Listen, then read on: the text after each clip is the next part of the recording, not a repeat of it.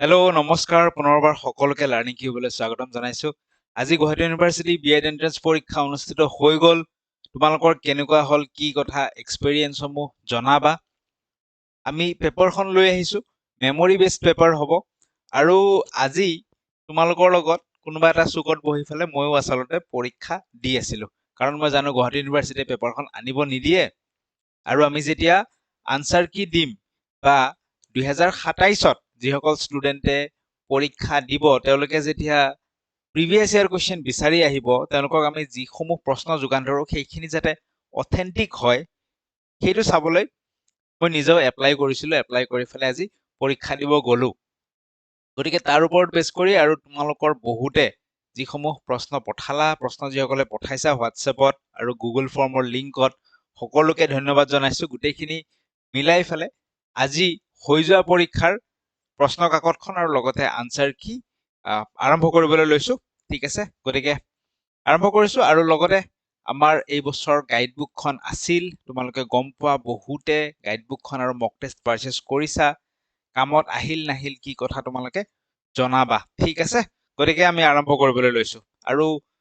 In future যিসকলে পৰীক্ষা দিব বিএড এন্ট্ৰেন্স, এই হোৱাটছএপ নাম্বাৰটোত তোমালোকে যোগাযোগ কৰিব পাৰা বা সেই সময়ত যি ষ্টাডি মেটেৰিয়েল থাকে সেই বিষয়ে তোমালোকে ইনফৰমেশ্যন পাবা। গতিকে আৰম্ভ কৰিবলৈ লৈছো। আমি মূল প্ৰশ্ন কাকতখনলৈকে আহি যাওঁ। এইখন আমাৰ মেমৰি বেছড কুৱেশ্যন পেপাৰ। প্ৰথম প্ৰশ্ন আমাৰ কিহৰ ওপৰত দিছে যদি আমি চাওঁ, কলমটো লৈ লৈছো অকণমান। ঠিক আছে, okay. So' what is the major objective of national education policy? NEP 2020 main objective আমি সকলোৱে গম পাওঁ, holistic and multi dimensional education. আমি কেইবাবাৰো এইটো বস্তু পঢ়িছো। যদি NEP আমাৰ গাইডবুকৰ চেপ্টাৰটো চাওঁ, তাতে আমি দেখিছো মোৰ হলিষ্টিক ফাৰ্ষ্ট পেৰাগ্ৰাফতে আছে, holistic flexible and multidisciplinary education. ইয়াৰ লগতে NEPৰ যি ফাণ্ডামেণ্টেল প্ৰিন্সিপলছ আছে, 22টা ফাণ্ডামেণ্টেল প্ৰিন্সিপলছৰ কথা আমি ডিছকাছ কৰিছিলো। তাতে 5 নম্বৰ প্ৰিন্সিপলটো গৈ চাবা, holistic and multi dimensional education আছে। এইখিনি তোমালোকে হয়তো সকলোৱে জানা। ঠিক আছে, ABCৰ বিষয়ে প্ৰশ্ন আহিছে যে ABCৰ অবজেক্টিভ কি হয়, ABC কিয় আমাক লাগে, একাডেমিক বেংক অফ ক্ৰেডিটছ কিয় থাকিব, to facilitate multiple entry and exit options in higher education. এই বিষয়ে আমি কথা পাতিছো। ABCৰ বিষয়ে আমাৰ যিটো গাইডবুকত নোটছ আছিল তাতে লিখা আছে the system support multiple entry and multiple exit option. কি ধৰণে, মই কিবা এটা ডিগ্ৰী কোৰ্চ কৰি আছো, মই 2টা ক্ৰেডিট পাই থৈছো। ঠিক আছে, আধাতে মই সেই ডিগ্ৰী কোৰ্চটো এৰি দিলো, পিছত মই গৈ বেলেগকে যেতিয়া বেলেগ এটা কোৰ্চত এনৰল কৰিম, সেই যে মই 2টা ক্ৰেডিট জমা হৈ আছিল সেইটোৰ পৰা মই আৰম্ভ কৰিব পাৰো। মাল্টিপল এন্ট্ৰি এক্সিটৰ কাৰণে আমাক ABC লাগিব। এই কুৱেশ্যনটো মোৰ দেখি খুব ভাল লাগিছে, কাৰণ এই কুৱেশ্যনটো যদি ICTৰ ভিডিঅ'টো তোমালোকে চাইছা, ICT ইন এডুকেশ্যন বা ICTটো যদি পঢ়িছা, তাৰ লগত সামহাও ৰিলেটেড। ঠিক আছে, কি কৈছে প্ৰশ্নটোত যে which of the following issues was particularly significant in Indian school education during COVID-19 pandemic? COVID-19 পেণ্ডেমিকৰ সময়ত কি ইছ্যু দেখিবলৈ পোৱা গৈছিল? ঠিক আছে, মই ICTৰ ভিডিঅ'টোৰ কথা অলপমান মনত পেলাওঁ। ঠিক আছে, তোমালোকে যদি ICTৰ ভিডিঅ'টো চাইছিলা, তাত আমি বা ICTৰ PDF টো যদি পঢ়িছা, আমি এটা টাৰ্ম ডিছকাছ কৰিছিলো, যদি মনত আছে তোমালোকৰ, ডিজিটেল ডিভাইড। এই টাৰ্মটো ডিছকাছ কৰিছিলো। ঠিক আছে, challenges of ICT in education. ইয়াতে আমি ডিজিটেল ডিভাইড, তাৰ মানে কি, কিছুমানৰ লগত ICT সুবিধাখিনি আছে, কিছুমানৰ লগত ICT সুবিধা নাই, যাৰ ফলত কি হৈছে ষ্টুডেণ্টখিনিৰ মাজত এটা inequality. This inequality is not based on economic. ICT gadget কাৰোবাৰ লগত আছে, কাৰোবাৰ লগত নাই, কাৰোবাৰ লগত স্পীড নেট কানেকশ্যন আছে, কাৰোবাৰ লগত ইণ্টাৰনেট কানেকশ্যন নাই, যাৰ ফলত এটা ইনইকুৱেলিটিৰ সৃষ্টি হৈছে আৰু সেইটোৱে প্ৰভাৱ পেলাইছে। চ' দিছ ইজ ডিজিটেল ডিভাইড। চ' COVID-19ৰ সময়ত প্ৰশ্নটো অলপ এপ্লিকেশ্যন বেছড কৰি দিছে। কি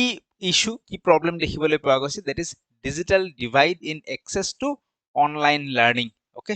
নেক্সট প্ৰশ্নলৈকে আমি আগবাঢ়ো। নেক্সট প্ৰশ্ন PMC স্কুলৰ বিষয়ে কৈছে। PMC স্কুলৰ বিষয়ে আমি পঢ়িছিলো। PMC স্কুলে কি কৰে যে NEP 2020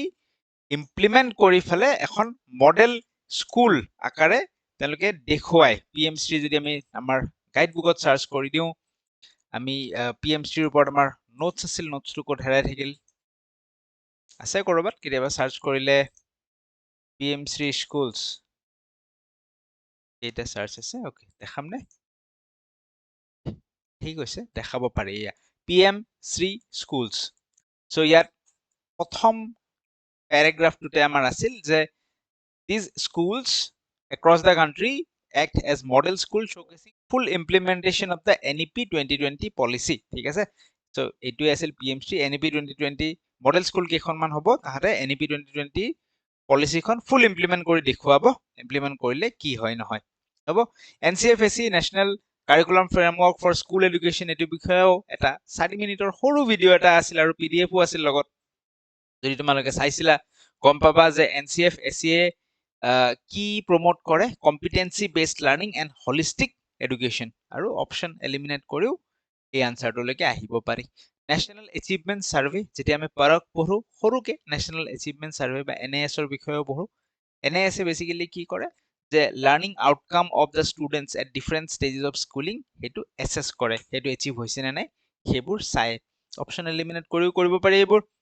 regarding language education what does NEP 2020 strongly advocate language educationৰ ক্ষেত্ৰত কি কৈছে NEP language policy টোৰ বিষয়ে আমি পঢ়িছো নহয় কি পঢ়িছিলো যে গ্ৰেড 5 লৈকে অন্তত মাদাৰ টাং এডুকেশ্যন হ'ব লাগে ঠিক আছে সো ল্যাঙ্গুৱেজ পলিচিৰ ক্ষেত্ৰত মাদাৰ টাং বেসড লাৰ্নিং থাকিব আৰু promotion of multilingualism NEP language policy যদি আমি চাও ইয়াত কি হৈছিল যে প্ৰথমতে কৈছিল গ্ৰেড 5 লৈকে মাদাৰ টাঙত হ'ব এডুকেশ্যন মাতৃভাষাত হ'ব তাৰ পিছত ষ্টুডেন্টে 3 ল্যাঙ্গুৱেজ ফৰ্মুলাত তেওঁলোকে তাৰমানে কি মাল্টিলিঙ্গুৱেলিজম প্ৰমোট কৰি আছে 3 ল্যাঙ্গুৱেজ ফৰ্মুলা তেওঁলোকে শিকিব পাৰিব বা 3টা ল্যাঙ্গুৱেজ শিকিব পাৰিব RTE কোনটো ডেটত আছে আহিছিল মানে কোনটো ডেটৰ পৰা এনফৰ্স হৈছিল ইনেক্ট কৰা হৈছিল আমি পাইছো 1 এপ্ৰিল 2010 86th কনস্টিটিউশনাল এমেন্ডমেন্ট কেতিয়া আহিছিল 2002 চনত আহিছিল তাৰ পিছত কি কৈছে যে RTE একখনৰ মতে প্ৰাইভেট আনএইডেড স্কুলত ইকোনমিক্যালি উইকাৰ সেকশন বা ডিসএডভান্টেজ সেকশনৰ কাৰণে কিমান পাৰ্সেন্ট ৰিজাৰ্ভেশন থাকিব লাগে 25% এই বিষয়ে পঢ়িছো এইটো কোৱেশ্চন অৱশ্যে আমাৰ গাইডবুকত ইনক্লুড নাছিল আৰু মই যেটো RMS ভিডিও আনিছিলো তাতেও যিমান দূৰ মোৰ মনত পৰে এই কোৱেশ্চনটো ডিসকাস কৰা হোৱা নাছিল ঠিক আছে সো নেক্সট বছৰক যিসকলক পঢ়াব লাগিব তেওঁলোকক এই পইণ্টটো শিকাই দিব লাগিব মনত কৰাই দিব লাগিব যে RMS স্কিমখনৰ মতে সেকেন্ডাৰী স্কুল এখন কিমানখিনি ৰিজনেবল ডিসটেন্সত হোৱা উচিত সো 5 কিলোমিটাৰৰ ভিতৰত এখন হাই স্কুল থাকিব লাগে বুলি RMS মতে এটো এটা ৰিজনেবল ডিসটেন্স যে 5 কিলোমিটাৰৰ ভিতৰত এখন হাই স্কুল থাকিব লাগে আৰু LP স্কুল হলে 3 কিলোমিটাৰৰ ভিতৰত ৰেডিয়াছৰ ভিতৰত এখন LP স্কুল হ'ব লাগে বুলি কোৱা হয় ঠিক আছে what are the key components এটো আমাৰ ডাইৰেক্টলি আহিছে UEE ইউনিভাৰ্সালাইজেশন অফ এলিমেন্টাৰী এডুকেশনৰ ভিডিও চালে গম পাবা যে ইউনিভাৰ্সাল এক্সেস এনৰোলমেন্ট ৰিটেনশন এণ্ড এচিভমেন্ট এটো হৈছে কি component of UEE next SSA কি কৈছে submerged into which scheme আমি পঢ়িছো সমগ্ৰ শিক্ষা অভিযানৰ আন্ডাৰত SSA সোমাই গৈছে 2018 পৰা SSA RMSA আৰু টিচাৰ এডুকেশ্যন এই তিনিওটাই সমগ্ৰ শিক্ষা অভিযানৰ ভিতৰত সোমাই গৈছে ৰাইট আমি পঢ়িছিলা নে তোমালোকে কিনাতটো বহুতে কিনিছা বাট পঢ়িছা নে নাই তো আমি যদি কওঁ সমগ্ৰ শিক্ষা অভিযান সাৰ্চ কৰলে অলপমান টাইম লয় কাৰণ PDF টো ডাঙৰটো আছে কেইবাবাৰো আহিছে এয়া সমগ্ৰ শিক্ষা অভিযান 2018 ত আহিছে he merging 3 older schemes SSA RMSA আৰু টিচাৰ এডুকেশ্যন আৰু SSA ৰ যেটো চ্যাপ্টাৰ তাতেও আমি লাষ্টৰ লাইনটোত লিখিছিলো মনত যদি তোমালোকৰ আছে SSA চ্যাপ্টাৰত আমি ইয়াতেও লিখিছো বহু কেই জায়গাত লিখিছো later though later merge into samagra shiksha in 1000 বহুত জায়গাত লিখিছো আৰু জিন হক নেদেখাও আৰু সময় লছ নকৰো ৰাষ্ট্ৰীয় মাধ্যমিক শিক্ষা অভিযান RMSA এটা সহজ প্ৰশ্ন আছিল কিহৰ কাৰণে হয় সেকেন্ডাৰী এডুকেশ্যনৰ কাৰণে সকলোৱে জানে ৰুসাৰ বিষয়েও আমাৰ নোটত ইনক্লুড আছিল ৰুসা ৰাষ্ট্ৰীয় উচ্চতৰ শিক্ষা অভিযান কেতিয়া আহিছিল 2013 চনত আহিছিল ৰাইট ৰুসা যদি এবাৰ সাৰ্চ কৰো চাও আছে নে দিস ৰুসা আৰু PM উষা তো ৰুসা ৰাষ্ট্ৰীয় উচ্চতৰ শিক্ষা অভিযান is centrally sponsored scheme launched in the year 2013 13 চনত আহিছিল ঠিক আছে so this was also included next আমি চাওঁ নেক্সট কি কৈছে যে আৰএমএছ এৰ অধীনত বা আৰএমএছ এৰ লগত লিংকড কোনটো এটা গাৰ্ল চিলড্ৰেনৰ কাৰণে এটা ইনিচিয়েটিভ হয় বুলি এনেকে প্ৰশ্ন এটা আহিছিল যেহেতু প্ৰশ্নটোতে আৰএমএছ এ ৱৰ্ডটো লিখা আছিল তাৰ মানে কি সেকেন্ডাৰী এডুকেশনৰ কথা কৈছে নিশ্চয় বেটি বচাও বেটি পঢ়াওটো অকল সেকেন্ডাৰী নহয় আৰু হেতু আৰএমএছ এৰ লগত লিংক নহয় আমি বেটি বচাও বেটি পঢ়াও পঢ়ুতেও আমি পাইছো মিনিষ্ট্ৰি অফ এডুকেশন লগত মিনিষ্ট্ৰি অফ হেলথ আৰু সোশ্যাল জাস্টিস এন্ড ওমেন এম্পাওয়াৰমেন্ট তিনটা মিনিষ্ট্ৰি লগ লাগি বেটি বচাও বেটি পঢ়াও আছিল সুকন্যা সমৃদ্ধি যোজনা এটো কোনটো হয় তোমাৰ পোষ্ট অফিসত যাই যে খুলিব পাৰি পইচা থোৱা মাহে মাহে কিবা বছৰলে 18 বছৰ নে 21 বছৰত ঘুৰাই পায় হেতু আৰু লাডলি বেহনা লাডলি লক্ষ্মী যোজনা হেবোৰ আমাৰ নিযুত মইনাৰ নিচিনা লাডলি বেহনা বা লাডলি লক্ষ্মী এটো তোমাৰ আই থিংক মধ্যপ্ৰদেশৰ হয় কিন্তু এনএসআই জিএসসি যদি চ্যাপ্টাৰ নম্বৰ 8 পঢ়িছা গাইড বুকত তাত পাবা তোমালোকে এনএসআই জিএসই নেশনাল NSI হবে না ইনিশিয়েটিভ ফর কি আছিল secondary NSI GSE national scheme of incentive to girls for secondary education এটোৰ বিষয়ে আমি পঢ়িছিলো যদি তোমালোকৰ মনত আছে অলপ চাও সাৰ্চ কৰিলে আমি পাওনে এটো চোৱা তোমালোকে চ্যাপ্টাৰ নম্বৰ 8 ৰ পইণ্ট নম্বৰ 12 NSI GSE এটোৰ ওপৰত প্ৰশ্ন আহিছিল যে national scheme of incentive to girls for secondary education আৰু আৰএমএছ টো কিহৰ ওপৰত হয় সেকেন্ডাৰি এডুকেশন সো আৰএমএছ এৰ লগত গাৰ্ল চাইল্ডৰ কাৰণে লিংকড স্কিমটো কি NSI GSE national scheme of incentive to girls for secondary education ঠিক আছে তো ইয়াৰ অপশন কোনটো কাৰেক্ট হৈ যাব option number B is the right answer next প্ৰশ্ন which digital platform is most widely used across India to provide digital infrastructure and online training module for school teachers অলপমান প্ৰশ্নটো বেলেগকে আছিল প্ৰশ্নটো এনেকে আছিল যে কোনটো ডিজিটাল প্লেটফৰ্মত টিচাৰ ট্ৰেইনিংও হয় আৰু লগতে ৰিসোৰ্সেসও আছে লাৰ্নিং ৰিসোৰ্সেসও আছে ঠিক আছে লাৰ্নিং ৰিসোৰ্সেস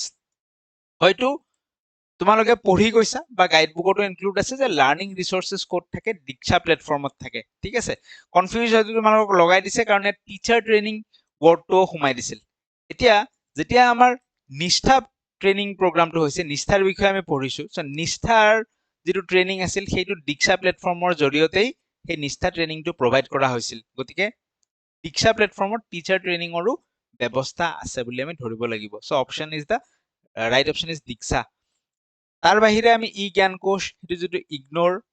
ভৰালটো আছে লাৰ্নিং ৰিসোৰ্সেছৰ হেতু ই জ্ঞান কোষ স্বয়ংপ্ৰভা আমি জানো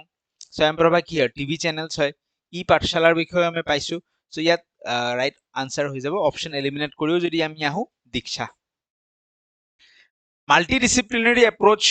মানে কি এনইপিত যে কোৱা হৈছে তাৰ অৰ্থ হৈছে যে আমি we can choose subjects across various disciplines artsৰ পৰা এটা ললো সায়েন্সৰ পৰা বেলেগ এটা ললো ইঞ্জিনিয়াৰিংৰ লগত মই ইংলিশ লিটাৰেচাৰ পঢ়িব মন গল মই পঢ়িলো this is multidisciplinary approach for formulating the curriculum which factor is most important so curriculum এটা যেতিয়া বনাম what is curriculum যে স্টুডেন্টে গোটেই বছৰ জুৰি কি কি কাম কৰিব কি কি পঢ়িব কি কি খেলা ধুলা কৰিব কি কি ধৰণৰ এক্টিভিটিজ কৰিব গোটেইখিনি সো ইয়াত আমি চিলড্ৰেনৰ ক্যাপাবিলিটিজ এন্ড নিডস তাত ইম্পৰ্টেন্স দিব লাগিব তেওঁলোকে পাৰিব নে নাই কাৰিকুলামত আমি ক্লাস 10 ৰ ম্যাথছ টু ক্লাস 2 ষ্টুডেন্টে জানক ভৰাই দিলে নহব আৰু তাহাঁতৰ সেই বয়সত সেইখিনি বস্তুৰ প্ৰয়োজন আছে নে নাই সেইটো আমি চাব লাগিব The best way for a teacher to introduce a new subject যেতিয়া introduce কৰিম কেনেকে introduce কৰিম so most যেটো খাপ খোৱা হেতু হৈ গৈছে তথাপিও চাব লাগিব অফিশিয়াল আনসাৰ কি কয় most খাপ খোৱাটো হৈছে নতুন কিবা এটা যেতিয়া নতুন চ্যাপ্টাৰ নতুন সাবজেক্ট ইন্ট্ৰোডিউস কৰিম সদায় আমি প্ৰিভিয়াস নলেজৰ লগত তাক লিংক কৰাম ঠিক আছে প্ৰিভিয়াস নলেজৰ লগত লিংক কৰাইহে ইন্ট্ৰোডিউস কৰাম so option C is the right answer কিন্তু বাকি কিটাও ডাইৰেক্টলি নহয় বুলি ক'ব নোৱাৰি ব্ৰড আউটলাইন আমাক ম্যাক্সিমাম পাইছো আমি হোলৰ পৰা পাৰ্ট লৈকে পঢ়িব লাগে সো হেতুত আমি সাবজেক্টৰ ব্ৰড আউটলাইন সাবজেক্টত কি পঢ়িম নপঢ়িম কি আছে নাই এটা ওভাৰভিউ দি ল'ব লাগে this is also right relating it to daily life situation this is statement is also right কিন্তু যেতিয়া যেটো ইন্ট্ৰোডিউস আ নিউ সাবজেক্ট বুলি কৈছে বেছি ক্লোজলি ৰাইট কাৰ লগত হ'ব প্ৰিভিয়াস দি ষ্টাডিড সাবজেক্ট অৰ কোৰ্স মেটেৰিয়েল বা প্ৰিভিয়াছ নলেজৰ লগত আমি লিংক কৰাব লাগিব teacher is successful only if he এতিয়া টিচাৰ এজন সাকসেসফুল হ'ব যেতিয়া সাবজেক্টটো পুৰা ভালকে জানিব তেতিয়া নেকি যেতিয়া একদম 100% ৰিজাল্ট প্ৰডিউস কৰিব তেতিয়া নেকি বহুত জাৰ্নেল এইবিলাকত পেপাৰ পাব্লিছ কৰি ফুৰে সেইবোৰ নেকি তেতিয়াও তো ভাল টিচাৰ এজন নহ'ব পাৰে যদি তেওঁ এপ্ৰোচেবল নহয় তেওঁ হ'ব লাগিব এপ্ৰোচেবল ষ্টুডেণ্ট গৈ ধুনীয়াকে তেওঁৰ ওচৰত গৈ কথা শ্বেয়াৰ কৰিব পাৰিব লাগিব which characteristic from the following is least concerned with a teacher কোনটোৱে টিচাৰৰ ওপৰত ইমান প্ৰভাৱ নেপেলায় কমাণ্ড অভাৰ দ্য সাবজেক্ট ঠিক আছে আজিকালিৰ ডেটত যিহেতু টেকনলজি আছে সাবজেক্ট কমাণ্ড অলপ চলপ কম হ'লেও হ'ব বাকি বস্তুবিলাক যদি আছে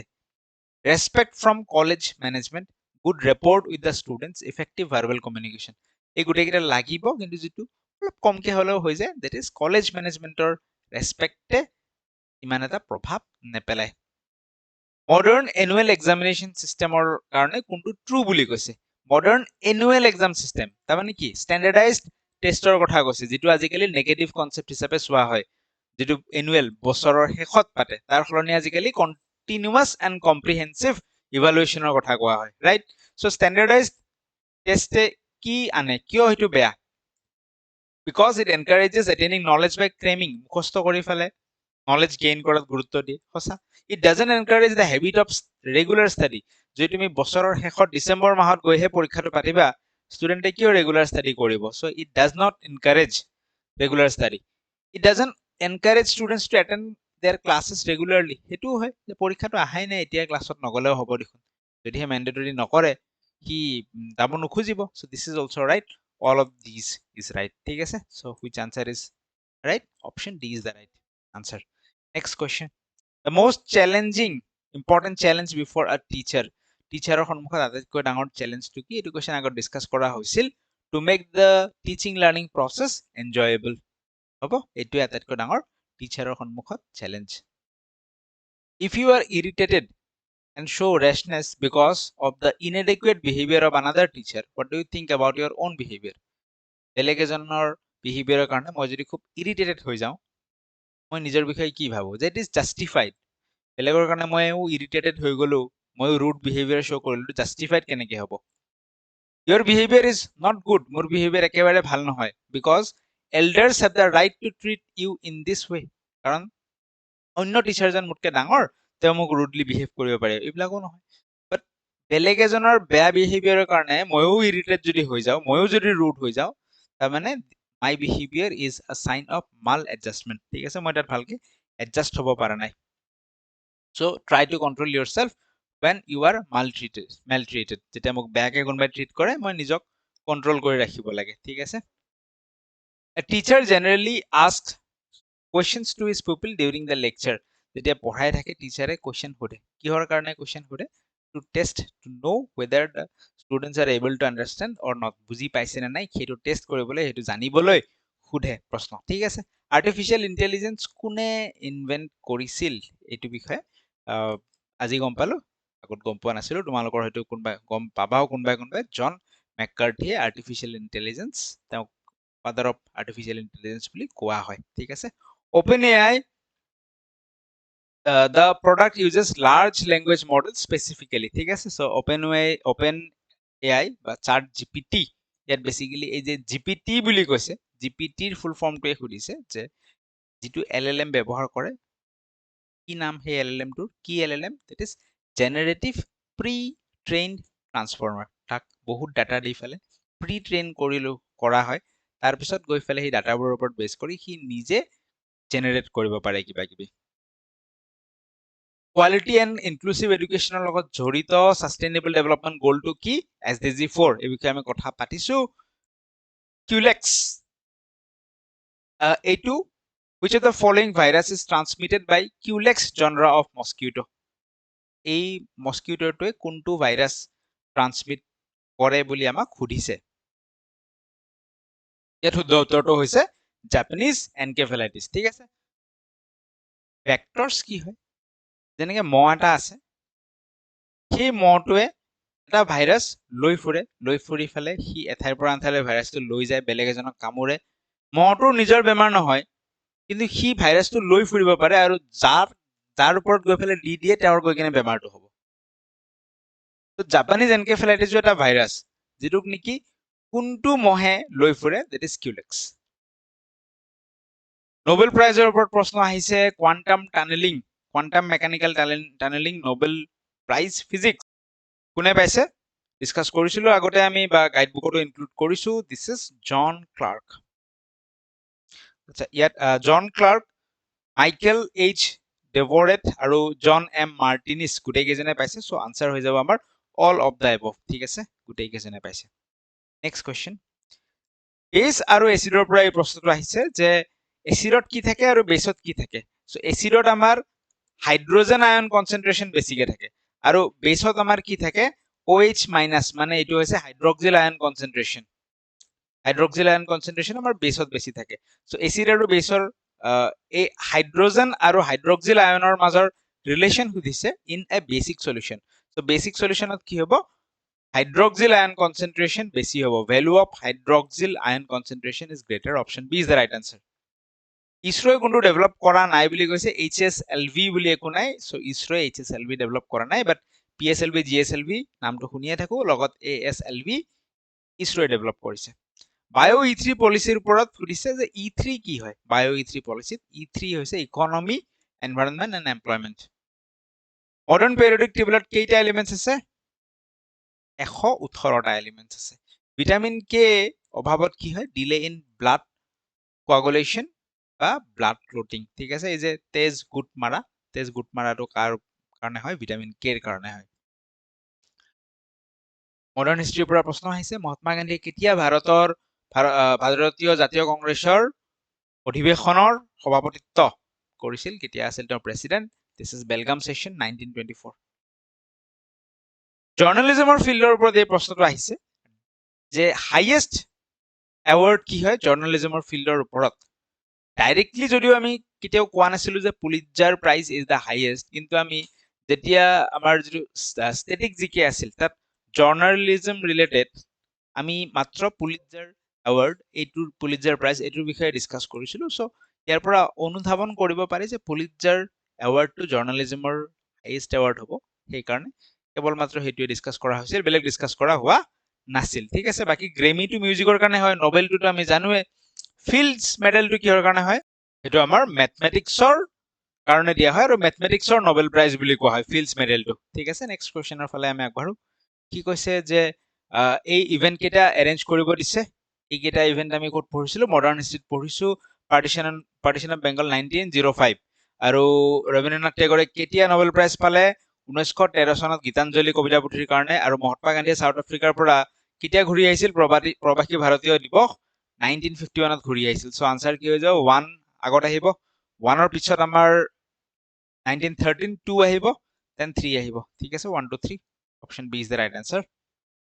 নেক্সট কোৱেশ্চন কি কৈছে এটো যে in mid 2026 which country successfully inaugurated its first hydrogen production facility powered directly by advanced nuclear process heat using thermochemical cycle ঠিক আছে সো এটোৰ আনসাৰটো হৈছে ইন্ডিয়া এটো একেবাৰে জুন মাহৰ একদম শেষৰ ফালে 29-30 তাৰিখে অহা এটা নিউজ কাৰেন্ট এফেয়াৰ্সৰ নিউজ খুব ৰিসেন্ট কাৰেন্ট এফেয়াৰ্স এটা সুধিছে আমি যেটো জানুৱাৰী টু জুন কাৰেন্ট এফেয়াৰ্স এটা কৰিছিলো তোমালোকে চাবা হেড ভিডিওটো যেটো ডিব্ৰুগড় ইউনিভাৰ্সিটি এক্সামো আহি আছিল তো আমি 26 জুন তাৰিখে আপলোড কৰিছো সো 26 জুন তাৰিখলৈকে কভাৰ আছিল এই নিউজটো কিন্তু 29 জুন মানতহে আহিছে আৰু যি নহওক নেক্সট আমাক সুধিছে যে পোসা সিস্টেম কি হয় আহোমৰ দিনত যে পোসা সিস্টেম আছিল কি হৈছিল সেই সময়ত হিলছৰ পৰা হিলছতটো খেতিবাতি নহয় তেওঁলোকৰ ইকোনমিক এক্টিভিটি নাই সো হিলছৰ পৰা মানুহবিলাক নামি আহে প্লেইনছলৈকে প্লেইনছত নামি আহি ফেলে কি কৰে তেওঁলোকে লুটপাট চলাই ফেলে লৈ যায় আকৌ গৈ হিলছত ভালকে থাকেগে যাতে তেওঁলোকে নামি আহি লুটপাট চলাব লগা নহয় সেই কাৰণে তেওঁলোকক অলৰেডি কিছুমান এলাউৱেন্সেস বা পেমেন্ট দি দিয়া হৈছিল হিল ট্ৰাইবৰ মানুহখিনিক যাতে তেওঁলোকে ৰেড নচলায় প্লেইন ট্ৰাইবত ঠিক আছে so this is Posa system option B is the right answer next এই অসমৰ ডাইনেষ্টি কেটা ক্ৰনলজিক্যাল অৰ্ডাৰত সজাব কৈছে ৰাইট সো শালস্তম্ভ বৰ্মন আৰু পালা ডাইনেষ্টি এইবিলাক আমি সাধাৰণতে এনশিয়েন্ট আসামত পঢ়ো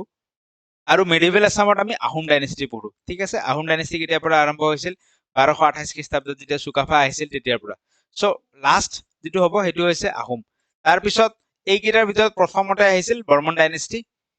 বৰ্মন ডাইনেষ্টি নিয়াৰলি 6 নহয় 350 AD ইমান মানত আহিছিল ঠিক আছে তাৰপিছত বাৰু যি নহওক আনসাৰ কি হৈ যাব বৰ্মন ডাইনেষ্টি আহিব বৰ্মন ডাইনেষ্টিৰ পিছত সালস্তম্ভ ডাইনেষ্টি আহিব দেন পালা আৰু পালাৰ পিছত ফাইনেলি আহোম ডাইনেষ্টি আহিব এই ক্ৰনলজিটো ঠিক আছে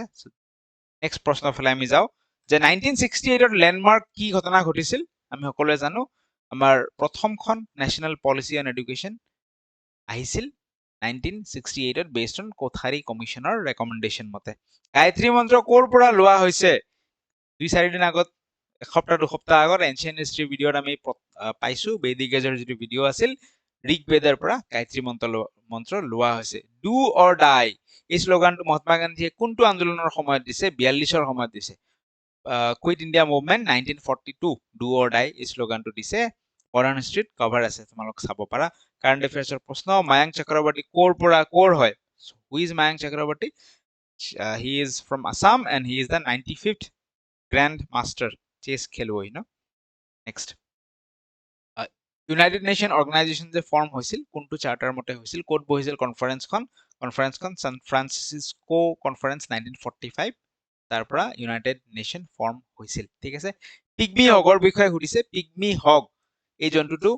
অসমৰ ক'ত পোৱা যায় ঠিক আছে সো আমি যদি আমাৰ আসাম জিকে পিডিএফটো খুলি লওঁ পিগমি হগ বুলি যদি সাৰ্চ কৰি দিওঁ আমি কি পাওঁ এয়া পিগমি হগ ক'ত আছে পিগমি হগ মানসত আছে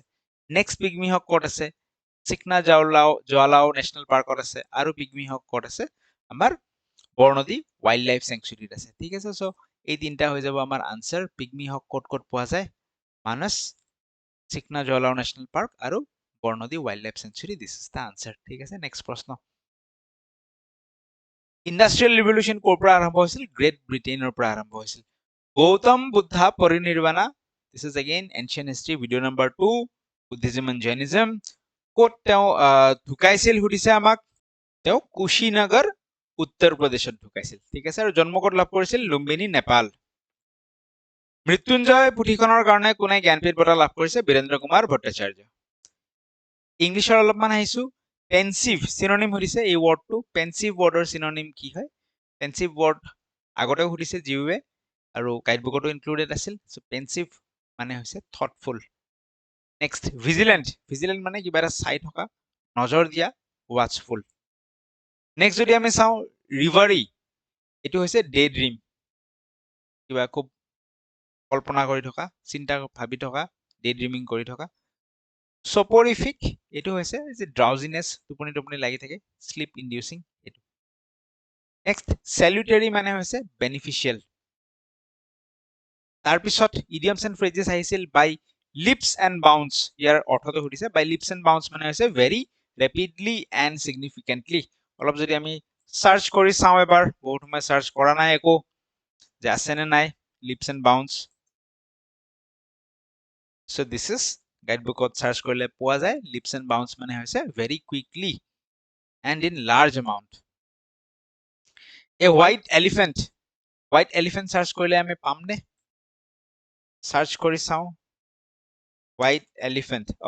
লিপছ এণ্ড বাউন্সৰ তলে আছে দেখোন 62 নম্বৰত আছে লিপছ এণ্ড বাউন্স 66 নম্বৰত আছে হোৱাইট এলিফেণ্ট মানে কিবা এটা দামী কষ্টলি বস্তু কিন্তু যেটোৰ কাম নাই useless this is white elephant okay so what is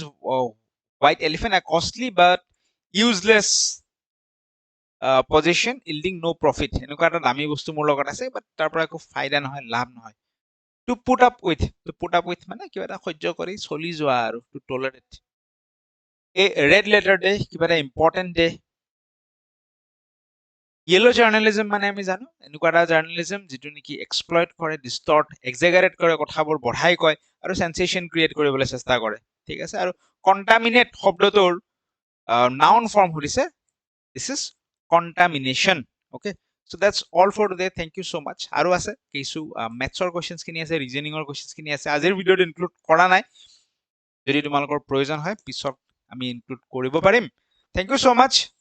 সকলোৱে জনাবা গোটেই এক্সপেৰিয়েন্সটো কি ধৰণৰ আছিল বিএড এন্ট্ৰেন্স প্ৰিপাৰেচনৰ বাকি আমি পুনৰ লগ পাম তোমালোকে সিট পোৱাৰ পিছত জিটিপিজিটি টেট কাম ৰিক্ৰুটমেন্ট টেষ্ট সিটেট এইবোৰৰ প্ৰিপাৰেচনৰ কাৰণে আমি পুনৰ লগ পাই থাকিম থ্যাংক ইউ